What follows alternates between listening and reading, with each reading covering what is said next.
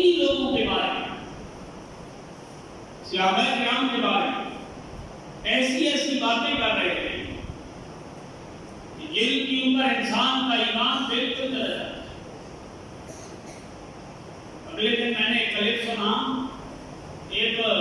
مولوی صاحب باقاعدہ، اور مزے کی بات یہ ہے کہ یہ بڑا دعویٰ بھی بڑا ہے کہ ہم صرف قرآن بیان کرتے ہیں۔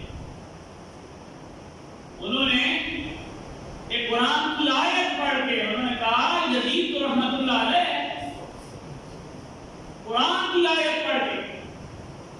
کیوں نہیں وہ تعمیم میں سے آتا ہے اور متبین، اور جو آیت پڑھی اس کا ایمان ہی نہیں بنتا، صحیح جھوٹ بولا، بالکل صحیح جھوٹ بولا ہے۔ والسابقون الاولون من المہاجرین والانصار والذین اتبعوا، یہاں جو اتبعوا ہے اس سے مراد تابعین ہے ہی نہیں، ان سے مراد وہ صحابہ ہیں جنہوں نے مہاجرین اولین صحابہ کے بعد اور انصار اولین صحابہ کے بعد مرتبہ صحابیت کا مقام حاصل کیا۔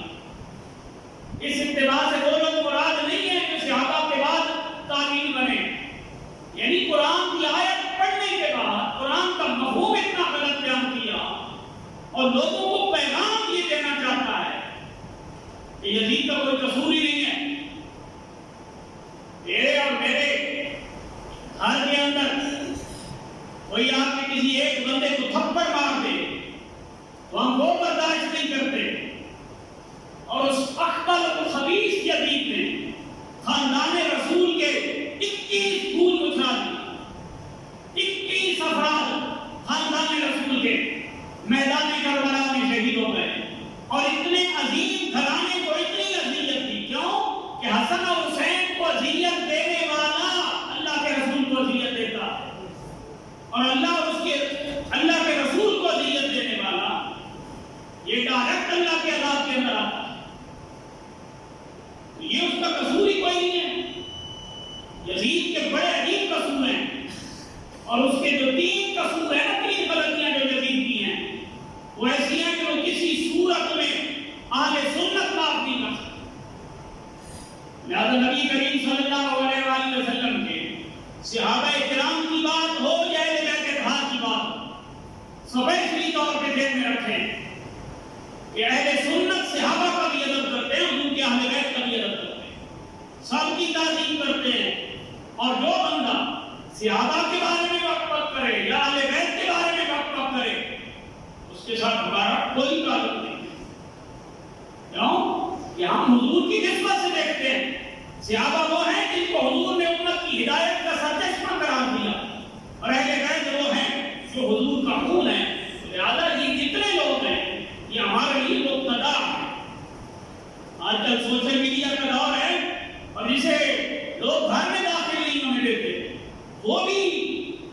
سوشل میڈیا پہ بیٹھ کے کبھی صحابہ کے بارے میں بکواس، کبھی اہل بیت کے بارے میں، کبھی مقدسات کے بارے میں، دین کے شعائر کے بارے میں مختلف قسم کی پوسٹیں شیئر کی جاتی ہیں۔ تو پہلا طریقہ تو یہ ہے کہ ایسے خبیث لوگوں سے آپ ڈسکنیکٹ ہو جائیں، رابطہ ختم کریں، ان کو انفرینڈ کریں، کیونکہ اگر آپ ان کے ساتھ یوں شیئرنگ کرتے رہے آپ بھی آہستہ آہستہ اس گناہ کے اندر شریک ہو جائیں گے۔ اور پاکستانی لا کے تحت جو بندہ نبی کریم صلی اللہ علیہ وآلہ وسلم یا آپ کی نسبت کے ساتھ آپ کے ساتھ نسبت رکھنے والے انسان یا چیزوں یا مقدسات کے بارے میں کوئی بھی ایسی بات کرتا ہے جس میں توحید کا پہلو نکلتا ہے تو پاکستانی قانون کے اندر شرک موجود ہے، اس کے خلاف ڈائریکٹلی ایف آئی آر درج کرائی جا سکتی ہے۔